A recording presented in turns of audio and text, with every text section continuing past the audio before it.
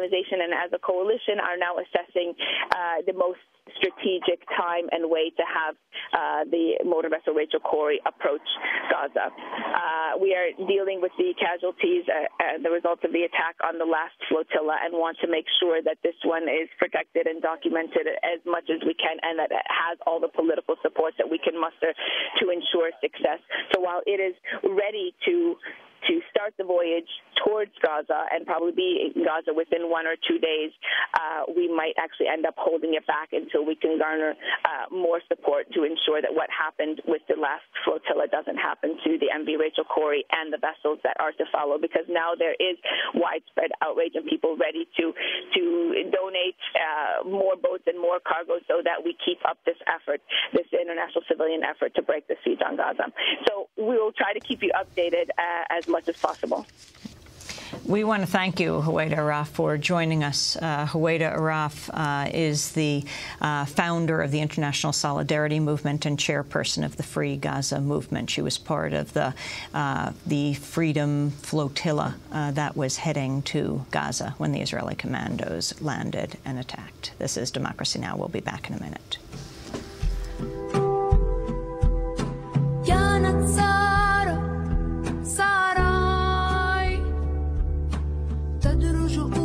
خطواتها على تراب فلسطين وكانت ضحكتها تغطي سماء فلسطين كانت ساراي تدرج أولى خطواتها على تراب فلسطين وكانت ضحكتها تغطي سماء فلسطين غفلها القناص بطلقة في الراس في رأس Sarah by Rimbana, here on Democracy Now!, democracynow.org, The War and Peace Report. I'm Amy Goodman with Juan Gonzalez as we continue to talk about the aid flotilla. Juan? Well, we also have on the line also someone else who was on that boat. Wright is a retired Army colonel and former U.S. diplomat. She spent 29 years in the military and later served as a high-ranking diplomat in the State Department. In 2001, she helped oversee the reopening of the U.S. mission in Afghanistan. In 2003, she resigned her State Department post to protest the war in Iraq. She was on the Freedom Flotilla and just deported to Turkey. Colonel Wright, welcome to Democracy Now! Can you tell us what happened to you? Oh, well, I was also on the Challenger one with Huwaida, and let me just give a great compliment to Huwaida and all of the Free Gaza movement. It's a tremendous, tremendous thing that they have done in creating this movement of boats that had six large vessels that went toward Gaza. And let me tell you how thrilling it was to see all of those boats steaming, those civilians trying to challenge the governments of the world that say there must be a siege to strangle the 1.5 million people in Gaza, and yet the citizens of the world are challenging that with everything they've got. Tell us what you saw and how you were treated by the Israeli soldiers. Well, I saw the attack on the Marmara also, of the helicopters coming over, the rappelling down of the soldiers, the sailors, the Zodiac boats coming up beside, the spraying of them. Then with that, the captain of the Marmara told us to go ahead to try to get as far away as we could because we had the fastest boat. We were, as Huwaida very accurately described, our boat was boarded. People were thrown on the deck. Windows were blown out. Flashbangs were used. One of our journalists was hit with something of an electric shock. I don't know that it was a taser. She doesn't know either yet. One of the women was hit in the face and the nose with one of the liquid-filled balls.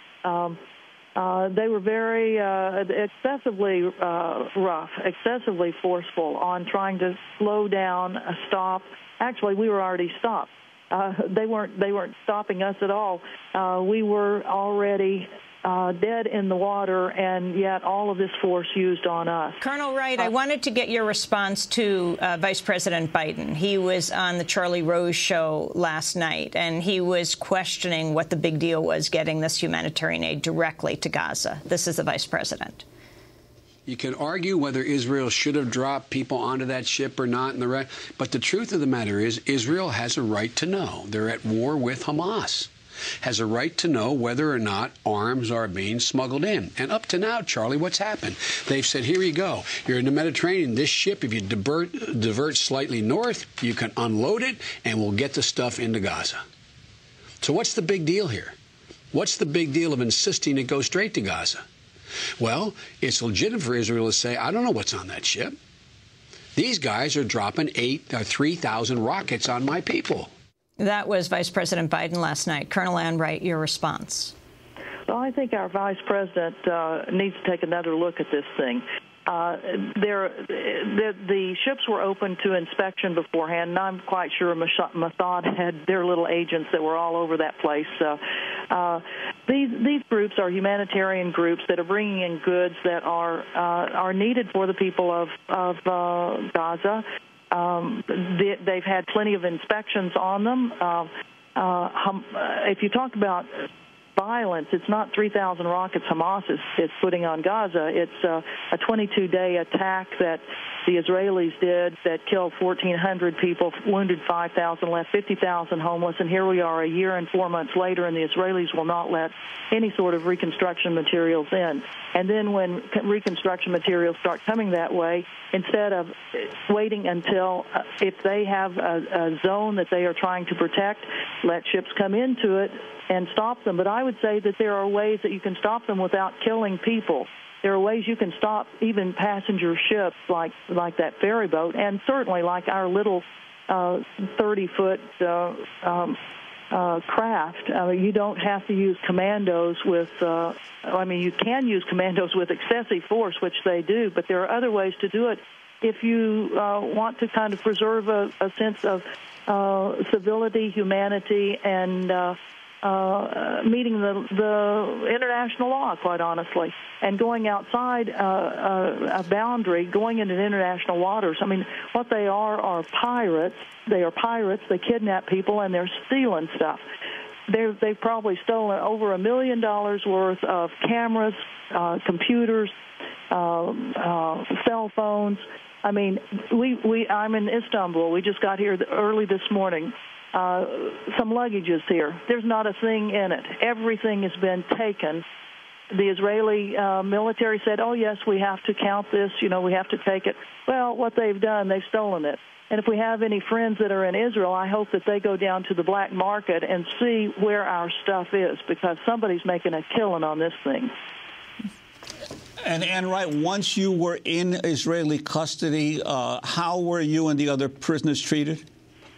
Well, in the brand-new Israeli prison, nobody had ever been in this particular prison in Beersheba that we were in. The treatment was reasonable. However, when we got out to the airport, I have never seen supposedly professional law enforcement people treat others with such disrespect.